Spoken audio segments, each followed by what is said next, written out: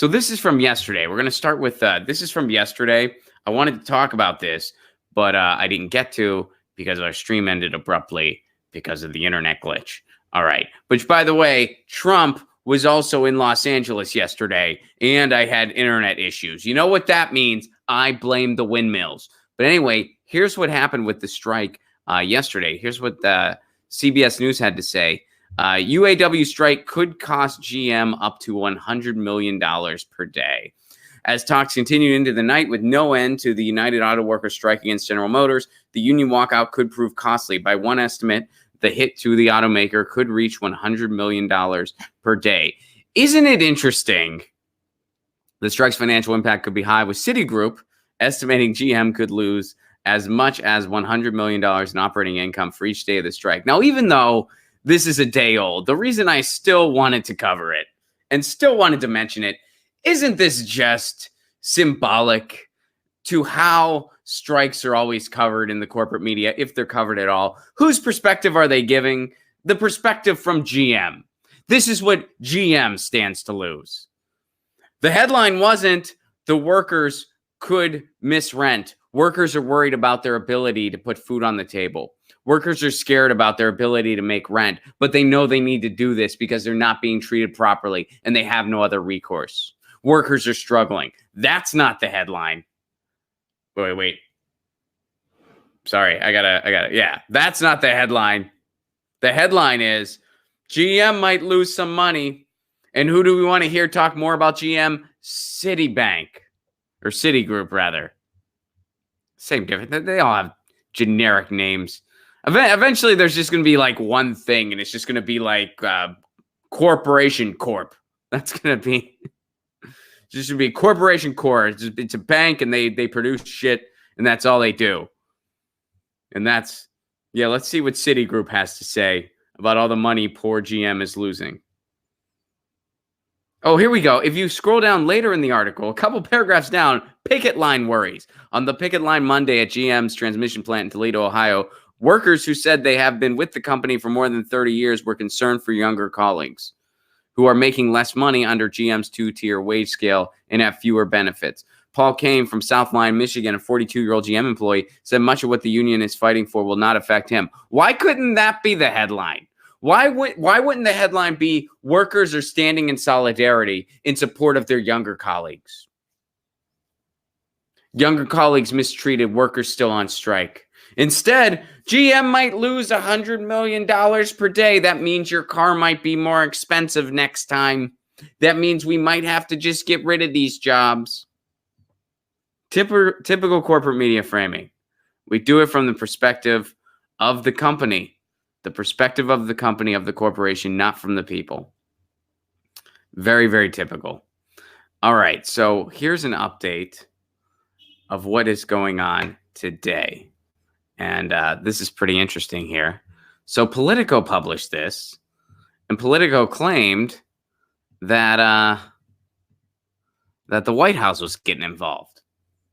Politico said the White House is getting involved. In fact, let me show you the headline here.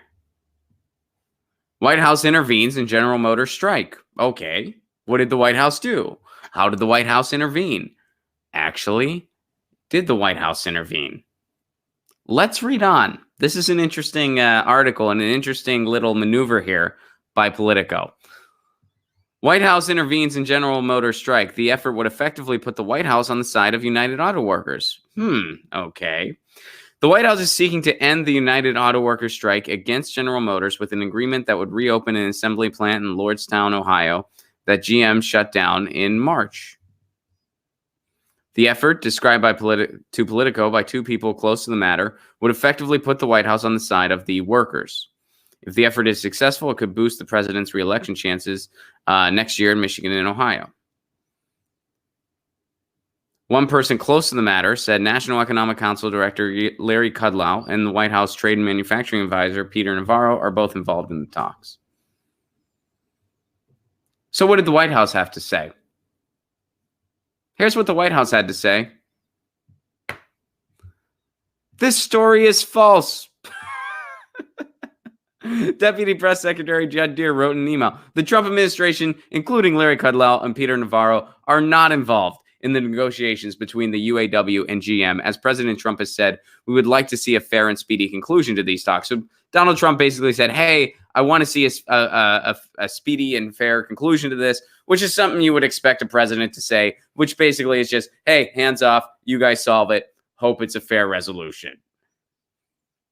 But check it out. Politico, in their own article, disproves their own headline. They're saying, oh, by the way, this is false. But they still keep the White House intervenes in General Motors strike. Why? Because that's a juicy headline. Who isn't clicking on that headline? I sure as hell did. Y'all were intrigued. But it just isn't true. And they didn't change the headline. Great job, Politico. Man, that is cutting edge reporting. That is... this headline's doing us a solid. We'll mention 5 paragraphs down that the White House isn't actually doing anything. And I like how they still spend 3 paragraphs saying, hey, this will help Trump with workers. This will help Trump in Ohio and Michigan. By the way, Trump's on the side of workers. Then 6 paragraphs down, oh, by the way, they're actually not involved in the negotiations. Wow, Politico. Wow. And a lot of people, they're just going to read that headline, or they're going to read that headline and skim the first few paragraphs. And what are they going to walk away with? Hey, Trump's actually helping out workers. He helped out the auto workers. No, he didn't. He didn't get involved. He said he hopes that there's a resolution and that it's fair. That's what any president would say. Politico, and this is more a reflection of Politico than anything else. They keep the headline.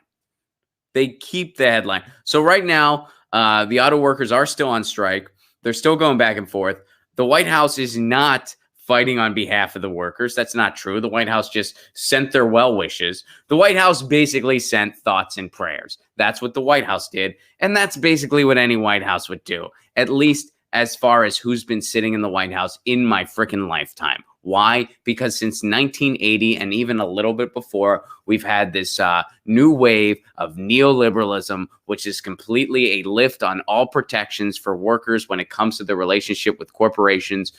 Unions have been destroyed since 1980. And that largely started when Reagan went after the airline industry. That's how all that started. Reagan went after the airline industry. They decimated the union, and that was the start of a huge campaign to turn workers against their own interests, to turn workers against unions when they could, and to spread misinformation campaigns about unions, and it was successful, and it's still successful to this day. So no, the White House isn't going to intervene on behalf of the unions and the workers. That's not happening. They're going to send their thoughts and prayers, which is what Obama would have done, which is what Bush would have done, which is what Clinton would have done, which is what Bush the first would have done, which is what Reagan would have done. So, but they won't change the headline, Lucy. Can you believe it? Politico, they're like, we're keeping this headline. It's juicy. So hopefully the workers get what they want. And again, this is because younger workers are getting screwed over. And older workers realize that it's unjust, so they're sticking up for their colleagues. They want their colleagues to be treated fairly because that makes a better workplace for everyone. So that's what a union should do. And it's nice to see the UAW behaving the way a union should behave. Now, of course, they're not being praised for it. In fact, this is barely even being covered. You don't see much. And when you do, it's like what we just showed with CBS. They're talking about how much money is GM going to lose. Let's play the violin for GM. I'm glad they're losing $100 million a day. I wish it was more. I wish it was more so that they had no choice but to give those workers everything they wanted immediately, bar none. Well, we're going to talk about the strike. Here's what GM stands to lose. Here's what the stocks are saying. And here's what Citigroup has to say about it. That's your corporate media coverage.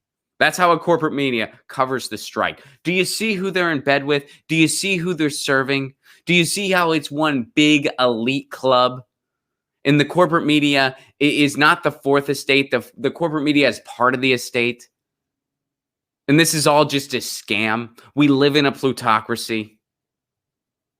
Hey, we're going to cover the strike. Here's what you have to worry about with your stock option. Here's what GM's losing. Here's what the banks have to say. And 6 paragraphs down, we'll mention the workers. Hey, the White House is getting involved. 6 paragraphs down. Just kidding. The White House isn't getting involved.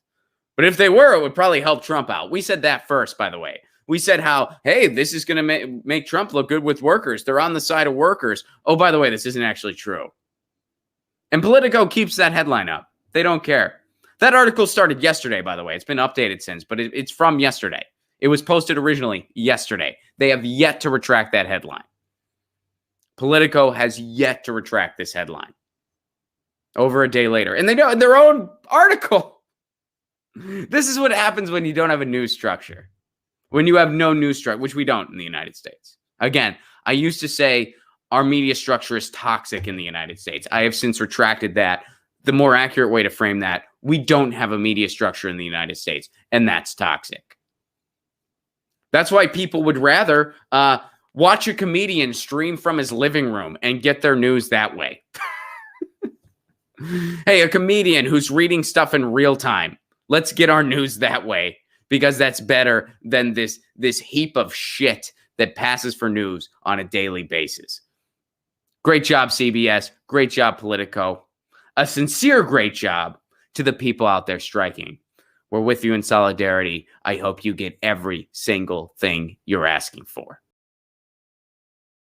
Get your news on with Ron. Don't you want to know what's going on? We're getting our news on today.